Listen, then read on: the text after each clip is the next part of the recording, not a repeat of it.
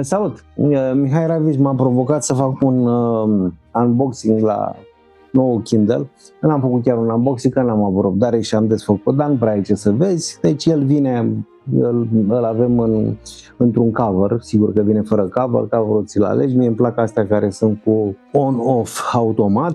Deci numai îl deschizi și începi să citești, îl închizi și l-ai închis, nu trebuie să acționezi butonul, dar el vine într-o cutie de carton și cu un spațiu aici, unde vine cablu. Bine, Kindle-ul, cablu și, niște hârtiuțe. Asta e tot. Acum, ce trebuie să știm? Acesta este un Kindle Paperwhite Signature Edition, varianta 12. În momentul de față, variantele curente sunt Kindle simplu, care are ecranul un pic mai mic, 6,7, Kindle Paperwhite, care are ecranul 7 inch și ceva mai multă memorie, are 16 giga. Kindle Paperwhite Signature Edition, care este acesta cu 32 de giga memorie internă și care mai are niște feature-uri. Kindle Paperwhite față de Kindle normal îți dă posibilitatea să dai acea pagină caldă, iar Signature Edition față de varianta simplă îți dă posibilitatea să ai auto brightness, adică să-ți regleze el luminozitatea în funcție de condițiile de lumină, ceea ce mie îmi place, pentru că uneori citesc noaptea stând în pat, alteori citesc ziua și nu vreau să stau să tot umblu la brightness.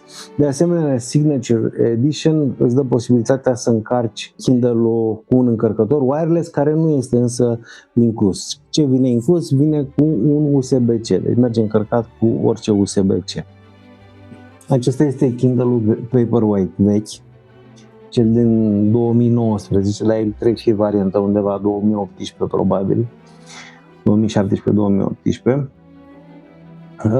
Ce vedem? Da, avem o ramă, spre deosebire de varianta nouă, la care, vedeți, nu există o ramă, da? Geamul pornește direct de aici, aici geamul pornește din interior.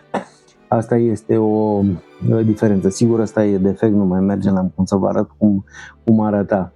Mi se pare, deși sunt tot 300 dpi, mi se pare că rezoluția e mai bună la acest Kindle și ecranul este un pic mai mare. De altfel și el este mai mare, dacă ne uităm.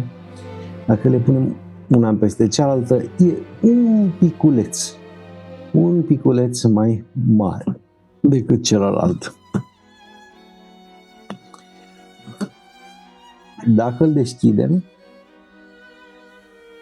ce avem un element foarte interesant este faptul că avem și legare la contul de Audible, ceea ce înainte nu aveam. Da? Înainte nu aveam o legătură cu contul de Audible. Mi-a plăcut foarte mult că mi-a preluat și împărțirea pe categorii. Da? Eu am multe cărți cumpărate și sunt împărțite pe categorii. Când le-am preluat, m-am temut că va trebui să le reorganizez, dar nu le-a preluat cu întreaga organizare. Da? Vedeți, investing, cooking, religie, social science, video, categoriile mele, business skills, politică și fără categorie. Dacă intru la fără categorie, o să vedeți că deja văd legătura cu Audible. Da? Uitați, toate astea sunt titluri Audible. Da?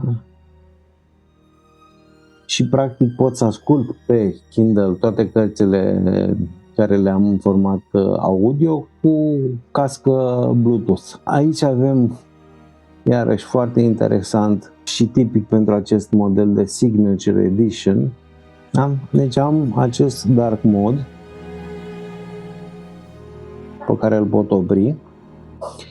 Pot să reglez luminozitatea, dar am selectat Auto Brightness și pentru acest Auto Brightness mi-am dorit să fie Kindle Paperwhite Signature Edition, pentru că are această posibilitate de reglare automată. Și mai avem ceva foarte interesant la Kindle Paperwhite, care nu se regăsește la varianta de bază, și anume poți seta o anumită căldură a luminii albe, adică poți să simulezi că aici ar fi o hârtie normală, da? Și vedeți la maxim aici ca o hârtie un pic gălbuie. Și haideți să vedem cum se vede o carte. Da? Asta este varianta cu hârtia un pic gălbuie. Dark mode.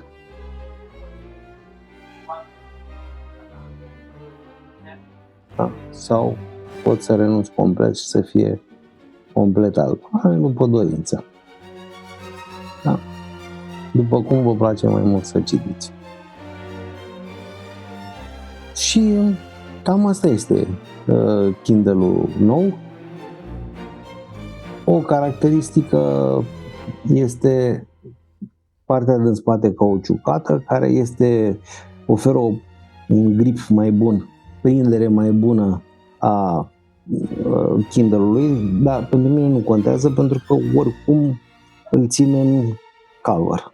Și atâta vreme cât îl țin în cover, nu contează cât de bun e gripul, că îl țin pe cover. Un element la acest Paperwhite nou, ca să dau pagina când țin cu o mână, pot să dau dublu click pe spate când dă pagina, sau pot să dau dublu click pe margine, de exemplu, sau pot să dau cu mâna. Da, uitați.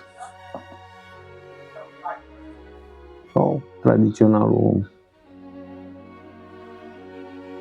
E foarte, foarte responsiv, mai responsiv decât cel în varianta simplă, da? Varianta cea mai ieftină. Merge să-mi pun cărți în format Amazon, sunt câteva formate Amazon pe care le acceptă.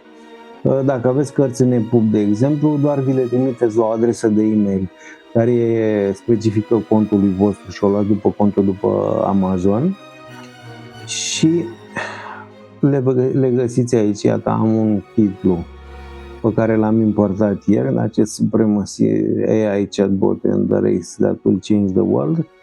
Uitați, dacă îl deschid, lucrează foarte bine cu ele, ca o carte obișnuită, ca o carte de Kindle. Și cred că asta este grozav. Cam asta este la Signature Edition. O altă variantă de Kindle este Kindle Scribe, care are un stilou așa, virtual, și cu care se pot face adnotări de mână. Eu scriu urât, am nevoie de translator ca să aflu ce am scris, așa că nu vreau să scriu de mână, nici nu se punea problema unui Scribe. Rezoluția este aceeași la Kindle-ul normal și Kindle-ul Paperwhite, adică 300 dpi.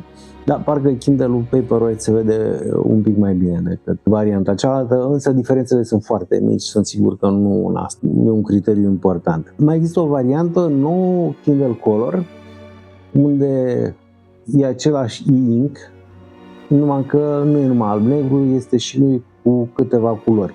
Deci nu vorbim de 16 milioane de culori, nu vă așteptați la asta, vă așteptați să poată să reproducă niște culori de bază. M-am gândit să-l iau, dar am citit review-urile și fiind la prima ediție, înțeleg că foarte multe modele vin cu un bug care, poate fi supărător pentru unii, și anume cu o irizație de obicei gălbuie în partea de jos a ecranului. Și am zis că, da, poate nu merită să scot eu bug-urile, probabil că trebuie așteptat o variantă numărul 2, dar sper să nu mă intereseze asta, pentru că primul meu Kindle, și aici discutăm despre istorie, primul meu Kindle a fost un Kindle 2 în varianta cu GSM, adică avea un abonament făcut de Amazon cu Orange, era tot timpul on, cu date, ceea ce era nemaipomenit în România, dar când ieșeai în străinătate nu mai mergea acel abonament, că n-avea roaming. Și dacă cumpărai o carte când erai în străinătate, o puteai citi doar când ajungeai acasă. Bătrânul Kindle cadou de la Ina din 2019, când încă nu se vinde în România, m-a ținut 10 ani.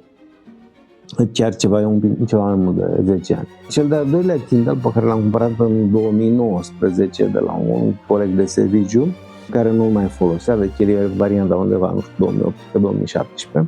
Este tot un Kindle Paperwhite, care m-a slujit cu credință aproape 6 ani. N-am plinit 6 ani și a încetat să funcționeze. Există niște diferențe. Acest Kindle e un pic mai mic și ecranul e un pic mai mic. Avem un ecran înfundat, spre de ecranul lis de la varianta cea nouă și deși amândouă au 300 dpi, parcă se vede un pic mai bine pe Kindle Paperwhite-ul nou. Ăsta avea USB micro, cel nou are USB-C. Cam astea sunt variantele, cam asta aveți la dispoziție. Kindle-ul, așa că dacă vă place să citiți și nu vă deranjează că nu citiți pe hârtie, vă place ecranul ink, vor la citit pe Kindle.